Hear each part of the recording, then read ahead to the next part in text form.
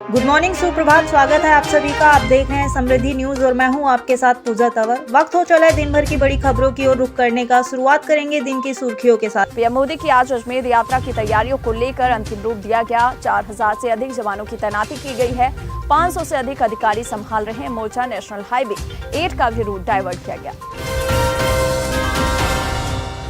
खबरों की माने तो प्रधानमंत्री का विमान अजमेर जिले के किशनगढ़ एयरपोर्ट पर लैंड करेगा। केंद्र सरकार के 9 वर्ष पूरे होने के मौके पर वो अजमेर आ रहे हैं। पहलवानों के साथ बैठक के बाद संयुक्त किसान मोर्चा ने बड़ा ऐलान किया। 1 जून को देश भर में विरोध प्रदर्शन करेंगे और वहीं पुतला दहन भी होगा ब्रजभूषण का। चुनावी राज राजस्थान की बात की जाए तो यहां कांग्रेस के पास फिलहाल 2 ही नेता नजर आते हैं, सचिन पायलट, अशोक गहलोत। संभावना है कि इस चुनाव को अशोक गहलोत का आखिरी चुनाव मानकर कांग्रेस उन्हें एक बार फिर सीएम बना सकती है। वहीं कर्नाटक की तरह ही सचिन पायलट को डिप्टी सीएम के पद के साथ महत्वपूर्ण विभागों की जिम्मेदारी दी जा सकती है। 4 घंटों तक चले मंथन के बाद दावा किया जा रहा है कि अशोक गहलोत और सचिन पायलट तमाम गिले शिकवे छोड़कर एक साथ कांग्रेस पार्टी के राजस्थान के आगामी विधानसभा चुनाव में उतरेंगे। केसी वेणुगोपाल ने कहा है कि गहलोत और पायलट ने एकजुट होकर चुनाव लड़ने का फैसला किया। ये बीजेपी के खिलाफ एक संयुक्त लड़ाई है।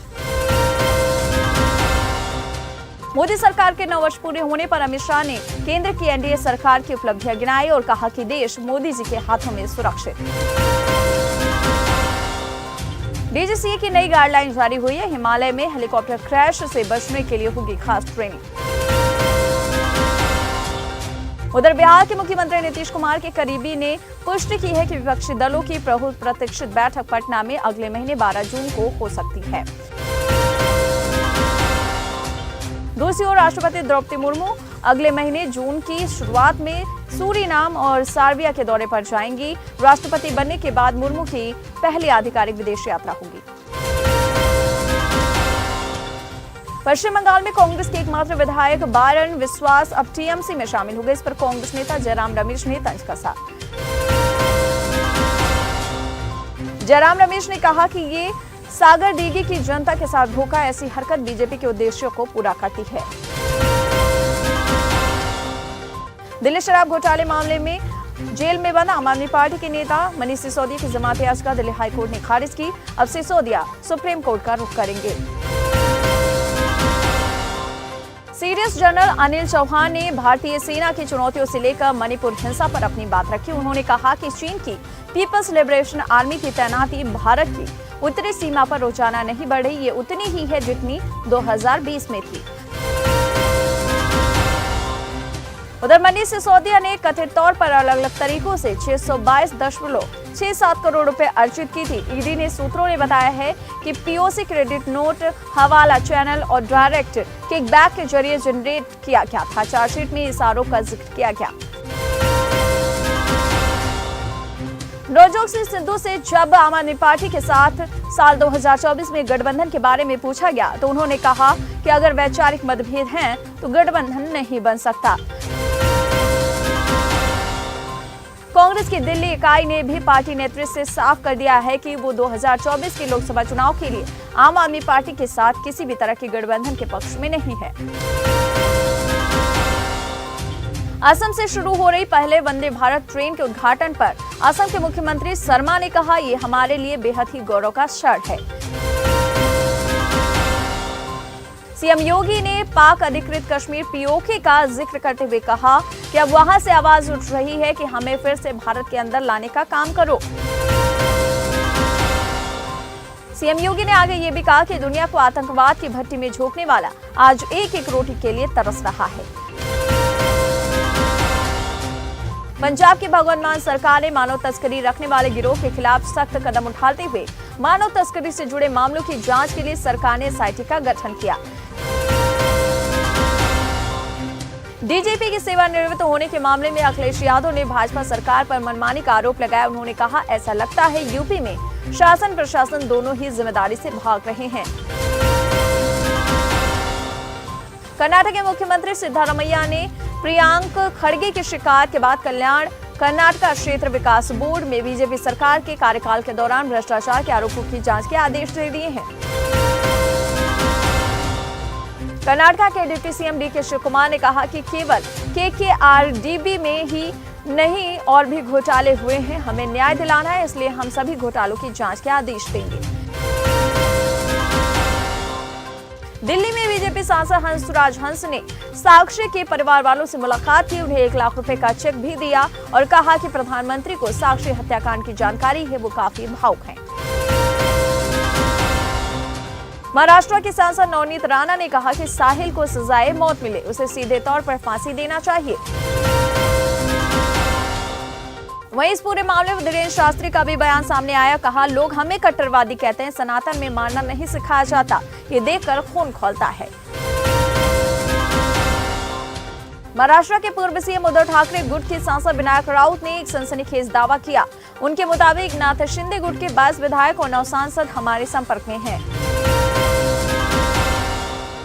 मोदी सरकार के 9 साल पूरे होने के उपलक्ष्य में बीजेपी नया सदस्यता अभियान शुरू कर चुकी है। मिस्ड कॉल के जरिए सदस्यता दी जाएगी। बीजेपी का नया मिस्ड कॉल नंबर 9090902024 होगा और ये जल्द ही बीजेपी आधिकारिक तौर पर लॉन्च कर देगी। तेजस्वी यादव ने केरला सरकार के काम की खूब तारीफ की। उन्होंने केरला के एजुकेशन और हेल्थ सिस्टम की सराहना की। केंद्रीय मंत्री ज्योतिरादित्य सिंधिया ने कहा कि वहीं हमारा लक्ष्य 2030 तक भारत को दुनिया के ड्रोन हब में बदलने का है। पाकिस्तान पर ब्रह्मोस दागने की गलती से झेलना पड़ा 24 करोड़ का नुकसान, केंद्र सरकार बोली खतरा बहुत बड़ा था। अब कूनो नेशनल पार्क से जुड़ी अच्छी खबर सामने आई। नेशनल पार्क के जंगल में एक और मादा चीता को छोड़ा गया। उधर भोजपुरी अभिनेत्री के कपड़ों की जांच में खुलासा हुआ, उनके अंडरगारमेंट्स का स्पर्म मिला, जिसके बाद पुलिस आरोपियों का डीएनए टेस्ट कराने की तैयारी में। उधर बिहार के सिमरिया धाम को पर्यटक स्थल के रूप में विकसित किया जाएगा। आपको बता दें, मुख्यमंत्री नीतीश कुमार सिमरिया धाम को हरिद्वार के हर की पौड़ी से भी सुंदर बनाने के सपने सजे हुए हैं। इससे पहले बेगूसराय के सांसद और केंद्रीय मंत्री गिरिराज सिंह ने नीतीश कुमार पर तीखा तंज कसा। उन्होंने बिहार सीएम को सिमरिया घाट पर विपक्षी एकता को लेकर गंगा जल से प्रायश्चित करने की सलाह दी। सपा के बाहुबली नेता रमाकांत यादव को 9 महीने की सजा मिली। बता दें, मारपीट केस में पाए गए हैं दोषी। सीएम नीतीश कुमार ने जम्मू कश्मीर नेशनल हाईवे जजर कोटली के पास बस के खाई में गिरने से हुए हादसे पर दुख व्यक्त किया। वहीं मृतकों के आश्रितों को 2 लाख रुपए अनुग्रह अनुदान सीएम राहत कोष से देने की घोषणा की। सीएम शिवराज सिंह चौहान ने दीनदयाल रसोई योजना को मामा की रोटी के नाम से शुरू करने की बात कही है। इस योजना के जरिए आपको बता दें, लोगों को 5 रुपए में भरपेट स्वादिष्ट भोजन मिलेगा। मुख्यमंत्री शिवराज सिंह चौहान ने कहा कि चीतों की लगातार हो रही मौत ने मेरी चिंता बढ़ा दी थी। मैं परेशान हो गया, लेकिन अब केंद्रीय मंत्री भूपेंद्र यादव से बातचीत करने के बाद बहुत निश्चिंत हूं।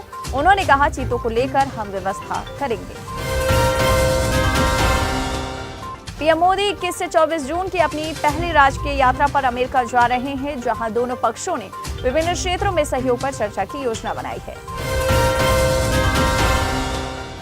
मोदी सरकार भारत में जी एरो इंजन के संयुक्त विकास के लिए अमेरिका पर जोर दे रही है। सौदेबाजी के हिस्से के रूप में pentagon Boeing FA-18 super hornet सौदे के सफल होने की उम्मीद कर सकता है। नए संसद भवन के उद्घाटन कार्यक्रम में शामिल होने से नाराज जदयू राज्यसभा के उपसभापति हरिवंश को पार्टी से निलंबित करने की तैयारी कर रही है। पार्टी ने हरिवंश पर पद के लिए जमीर बेचने का आरोप लगाया। उधर रूसी मूल के MiG-29 जेट के भारतीय नौसेना के बेड़े ने वाहक पर दिन और रात लैंडिंग सफलतापूर्वक हासिल कर ली। एक बार फिर INS विक्रांत, जो अरब सागर में नौकायन कर रहा है, कम से कम 12 MiG-29 के उस पर तैनात किए जाने की उम्मीद। सपा मुखिया अखिलेश यादव 2024 की लड़ाई के आगाज के पहले प्रदेश के लेकर बूथ तक संगठन के पेच कसने में जुटे। उन्होंने 5 जून तक बूथ स्तर तक कमेटियों के गठन का काम करने को कहा है। लखनऊ में पर्यटन को बढ़ावा देने व नई पीढ़ी को प्रदेश के पर्यटन स्थलों के प्रति जागरूक करने के लिए स्कूलों और कॉलेजों में युवा पर्यटन क्लब बनाए जाएंगे। थानों में शिकायत आने पर भी कार्रवाई न करना थानेदारों को भारी पड़ेगा। इन शिकायतों को सीधे डीजीपी मुख्यालय में मॉनिटरिंग होगी। बता दें, यूपी पुलिस का तकनीकी सेवाएं विभाग जन समस्या निवारण पोर्टल और ऐप तैयार कर रहा है। उत्तर प्रदेश में नोटरी के नवसृजित खाली 2500 पदों पर चयन की पूरी प्रक्रिया सिर्फ ऑनलाइन ही होगी। इन पदों पर चयन के लिए 1 जून से 21 जून की शाम 5 बजे तक ऑनलाइन आवेदन कर सकेंगे। और गुजरात माध्यमिक और उच्चतम माध्यमिक शिक्षा बोर्ड की ओर से आज 31 मई को 12वीं सामान्य स्ट्रीम के परिणाम घोषित किए जाएंगे। तो आज की बात बस यहीं तक, कल फिर होगी मुलाकात। जय हिंद, जय भारत।